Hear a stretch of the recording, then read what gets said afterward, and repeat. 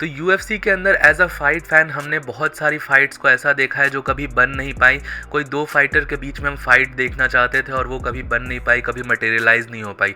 और ऐसी ही एक फाइट है जॉर्ज सेंट पियर और हबीब के बीच में। जो फाइट है जॉर्ज सेंट पियर और हबीब नुरमागोमेडोव के बीच में, ये वन ऑफ द मोस्ट ऐसी एंटिसिपेटेड फाइट्स बोली जाती है जो कि यूएफसी बना नहीं पाई, और one of the most intriguing matchups का बोला जाता है क्योंकि दोनों ही बहुत ही ज़्यादा अपने गेम में डोमिनेंट फाइटर्स है।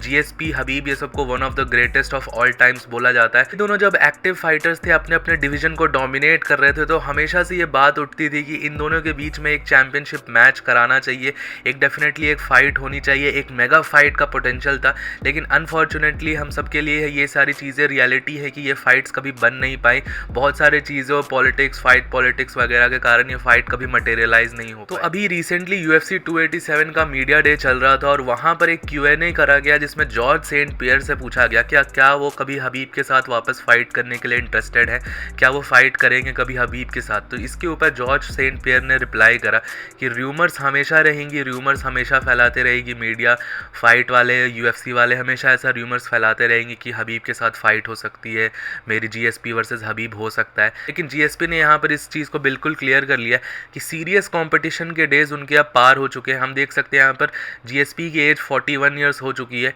लेकिन उनके अब सीरियस कंपटीशन के डेज अब खत्म हो चुके हैं। अब वो कोई चैंपियनशिप, कोई हाई लेवल कंटेंडर से फाइट नहीं करने वाले। बट उन्होंने यहाँ पर एक हिंट ज़रूर दिया है कि यू नेवर से नेवर। मैं भी इस मेंटालिटी में मानता हूँ कि यू नेवर से नेवर। हमने देखा है फाइट गेम में जो चीज़ बिल्कुल इम्पॉसिबल लगती है वो चीज़ें पॉसिबल हो जाती है फाइट गेम में।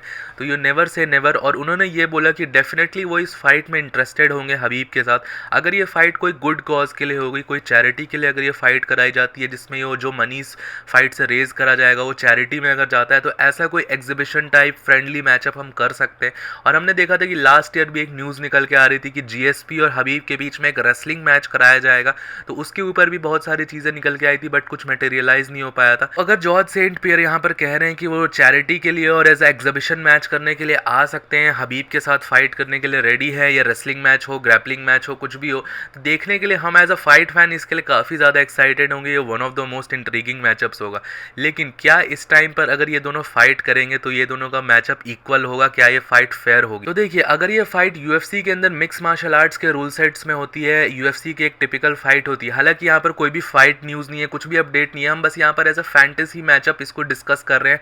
इस चीज़ के आगे हम और सारी अपनी एनालिसिस डाल रहे हैं, तो इसको कुछ भी एज अ वो मत ले लेना है कि यहाँ पर कोई फाइट न्यूज़ और हम सीरियसली इसको डिस्कस कर रहे हैं। हम बस एज अ नॉर्मली डिस्कस कर रहा हूँ मैं आप सबके साथ। तो अगर ये यूएफसी के रूल सेट्स के हिसाब से होगी तो डेफिनेटली ये फाइट अभी के हिसाब से हबीब को बहुत ज़्यादा फेवर करेगी, क्योंकि हम देख सकते हैं कि जॉर्ज सेंट पियर की लास्ट फाइट, उनमें वो बहुत अच्छा फाइट करा था, उन्होंने माइकल बिस्पिंग को हरा के मिडिल वेट चैंपियनशिप जीती थी। लेकिन वो फाइट ऑलमोस्ट 5.5 साल पहले 2017 नवंबर में हुई थी, तो बहुत टाइम से वो कंपटीशन से बाहर है। और एज का भी फैक्टर अगर यहाँ पर हम देखें तो जॉर्ज सेंट पियर की एज 41 हो चुकी है, और वही ऑन द अदर हैंड अगर हम हबीब की एज देखें तो वो 34 ईयर्स के ही हैं, और उनकी जो लास्ट फाइट हुई थी वो अराउंड 2-2.5 साल पहले हुई थी। तो रिलेटिवली कम टाइम है उनका इनएक्टिविटी का as compare to George Saint Pierre. George Saint Pierre उस अपनी लास्ट फाइट से पहले भी काफ़ी ज़्यादा इनएक्टिव थे, सिर्फ उन्होंने एक फाइट करी, फिर उसके बाद वो वापस रिटायरमेंट में चले गए। तो डेफिनेटली इनएक्टिविटी और एज का फैक्टर बहुत ज़्यादा प्ले इन करेगा जॉर्ज सेंट पियर के अगेंस्ट, और इस फाइट में बहुत ज़्यादा फेवर करेगा हबीब को अगर इस टाइम पे ये एमएमए के रूल सेट्स के अगेंस्ट ये फाइट होती है। तो अब आप सब ये बोलोगे कि यहाँ पर तो फिर तो कोई पॉइंट ही नहीं बनता है कि जॉर्ज सेंट पियर 41 ईयर्स का ऑलरेडी हो चुका है, उसकी एज हो रखी है, तो यहाँ पर बिल्कुल भी फाइट नहीं कर सकता है वो।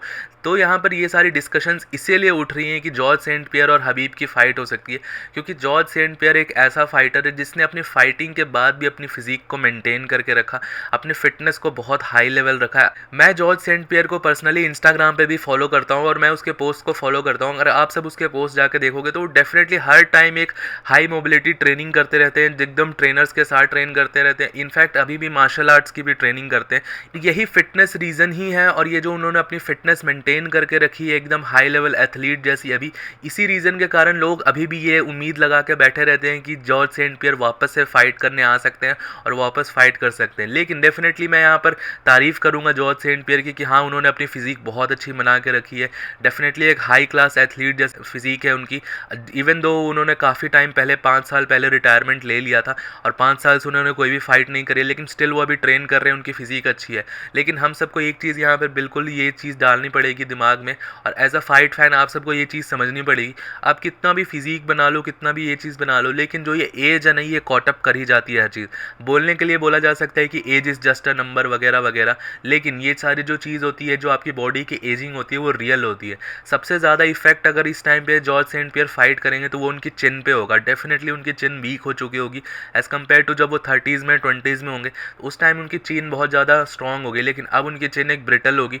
अब वो ज़्यादा इम्पैक्ट नहीं ले सकते, ज़्यादा डैमेज नहीं ले सकते हैं अपने ऊपर। और डेफिनेटली इवन दो उन्होंने अपनी फिजिक मेंटेन करके रखी होगी, लेकिन एक फाइटिंग एबिलिटी और एक फाइटिंग कैपेबिलिटी होती है, वो एक टाइम के बाद, एक एज के बाद चली जाती है फाइटर्स की। मेरे हिसाब से यहाँ पर ये फाइट अगर अब बनाई जाएगी मिक्स मार्शल आर्ट्स के रूल्स के अंदर, तो ये बिल्कुल ही अनफेयर फाइट होगी जॉर्ज सेंट पियर के लिए, और ये बिल्कुल भी ये फाइट बनानी नहीं चाहिए। हाँ, हम यहाँ पर डेफिनेटली देख सकते हैं एक रेसलिंग ग्रैपलिंग मैच जरूर कराया जा सकता है, जो कि हम सबको कहीं ना कहीं फुलफिल कर देगा। Something is better than nothing का यहाँ पर हम एग्जांपल ले सकते हैं। डेफिनेटली एक ग्रैपलिंग मैच, एक रेसलिंग मैच जिसमें कोई भी कॉम्बैट नहीं होता है, किसमें हिट वाला स्पोर्ट नहीं होता है, रेसलिंग और ग्रैपलिंग जियोजित्सु वगैरह वाले मैचेस कराए जा सकते हैं, जिसमें एथलीट के ज़्यादा चोट लगने के या डैमेज होने के चांसेस नहीं होते। तो ये सारे मैचअप्स के लिए डेफिनेटली कराया जा सकता है और एक काफ़ी इंट्रीगिंग मैचअप बन के आ सकता है। तो आपका इसके बारे में क्या ओपिनियन है? क्या ये मैचअप्स बनाए जाने चाहिए जीएसपी वर्सेस हबीब को, या एज अ फाइट फैन अब हमें मूव ऑन कर देना चाहिए और दोनों फाइटर्स को अपना रिटायरमेंट एंजॉय करने देना चाहिए? तो जो भी आपका ओपिनियन होगा प्लीज़ मुझे नीचे कॉमेंट सेक्शन में ज़रूर बताइएगा। वीडियो पसंद आए हो तो इसको लाइक कर दीजिएगा, चैनल को सब्सक्राइब भी कर दीजिएगा यूएफसी का ऐसा ही कॉन्टेंट हिंदी में देखने के लिए। टिल देन मिलता हूँ आप सबको नेक्स्ट वीडियो में अगले अपडेट के साथ। Bye bye.